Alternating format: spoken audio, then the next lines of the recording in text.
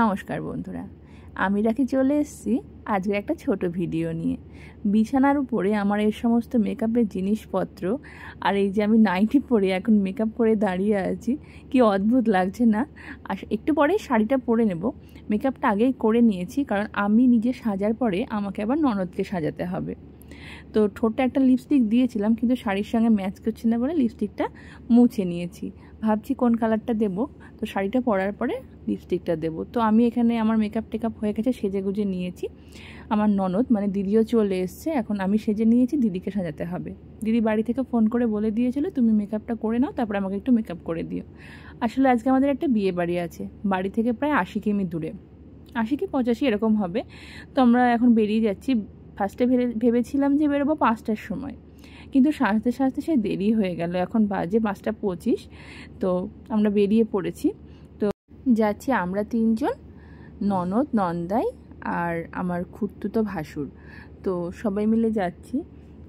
ভোজ টোজ খেয়ে বাড়ি ফিরবো। ফিরতে ফিরতে তো অনেকই রাত হয়ে যাবে।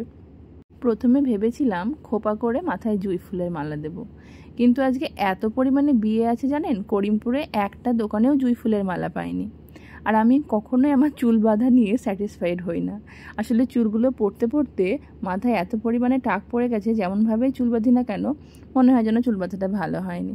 তো যাই হোক, জুঁই ফুলের মালা পেলাম না অগত্যা। যাই হোক, কালকে আমি বাজারে গিয়ে গোলাপ দুটো কিনেছিলাম, সেইগুলোই কাজে লাগিয়ে নিলাম।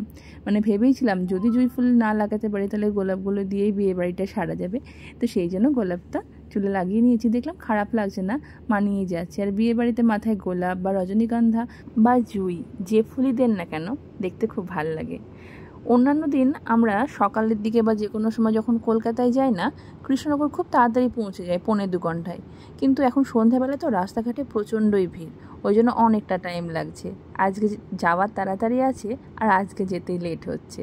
তো এখন আমরা পৌঁছে গেছি হাটরা। তো হাটরার সামনে দিয়ে যখন এই স্কুলের সামনে দিয়ে যাই না, অনেক পুরনো স্মৃতি মনে পড়ে যায়। যদিও এই স্কুলে আমার টিচিং ছিল না, আমি বড় আন্দুলিয়া শিবির থেকে যখন ডিএলএড করেছিলাম, আমার রুমমেট আমার পাশের রুমের কয়েকজনের এই স্কুলে টিচিং পড়েছিল। তো এই স্কুলের সামনে দিয়ে আসলে না ওই পুরনো স্মৃতিগুলো মনে পড়ে, ওই কলেজ লাইফটা, ট্রেনিংয়ের সময়টা, টিচিংটা। তো এই যে বাজে এখন 7টা 50, আমরা এতক্ষণে বিয়ে বাড়ি পৌঁছালাম।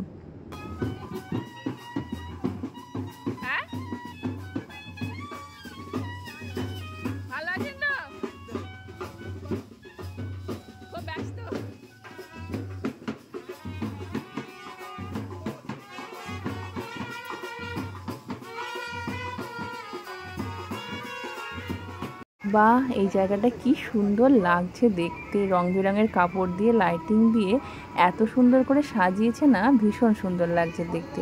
আর এটা হচ্ছে ছাদনাতলা। আর এই যে ননদকে আমি সাজিয়ে দিয়েছি, কেমন লাগছে অবশ্যই আপনারা কমেন্টে বলবেন কিন্তু। তো কিছুক্ষণ বসে আমরা চলে এসেছি এখানে চিকেন পকোড়া খেতে। চিকেন পকোড়া, ওদিকে ফুচকা ছিল। ফুচকাটা খাবো না, কারণ ফুচকা খেলে পেট ভার হয়ে যাবে, তখন আবার রাতের খাবার খেতে পারবো না। সেজন্য একটু চিকেন পকোড়া খাচ্ছি 1 প্লেট। তো অনেকেই খাচ্ছে, কেউ সাজতে সাজতে চলে এসছে খেতে, কেউ বা খেয়ে গিয়ে সাজবে। বিয়ে বাড়ি বলে কথা, কোনোটাই মিস করা যাবে না, খাওয়া দাওয়া থেকে সাজা। তো সেই জন্য আমরা সেজেই চলে এসেছি, এখন খেতে লেগে গেছি। এই যে এইখানে বসবে কোণে, তো এই জায়গাটাও খুব সুন্দর করে সাজিয়েছে। এখনও কোণে ওর মেকআপ আর্টিস্টের কাছে সাজছে, ওই জন্য জায়গাটা ফাঁকা আছে। আর জায়গাটা ফাঁকা পেয়ে আমরা কতগুলো ফটো তুলতে চলে এসেছি। আর ওকে বললাম আমাকে একটা রিলস ভিডিও শ্যুট করে দাও, তো সেটাই করছিল।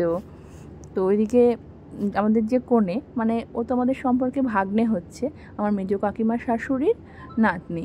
তো ও গেছে সাজতে, ওর সাজা প্রায় হয়ে গেছে। ওর সাজা হয়ে গেলে ওকে আপনাদের দেখাচ্ছি। এই যে আমাদের বিয়ের লাল টুকটুকে কোণে দিয়া, এত অপূর্ব লাগছে ওকে দেখতে, সাজিয়েছে ও খুব ভালো।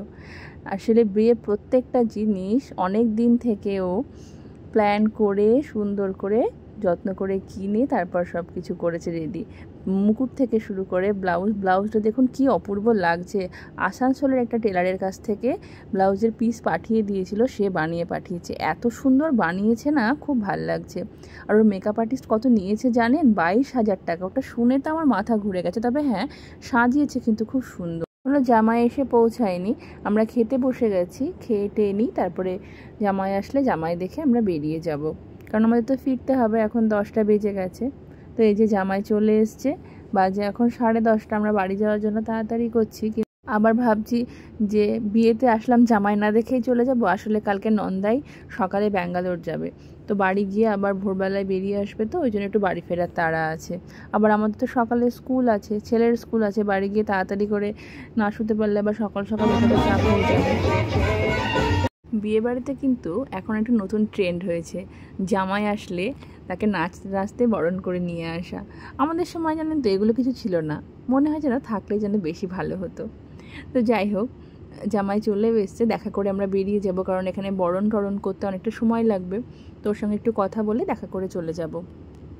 আর এই যে আমাদের জামাই, তোর সঙ্গে কথা বললাম, তো এবার চলুন যাওয়া যাক।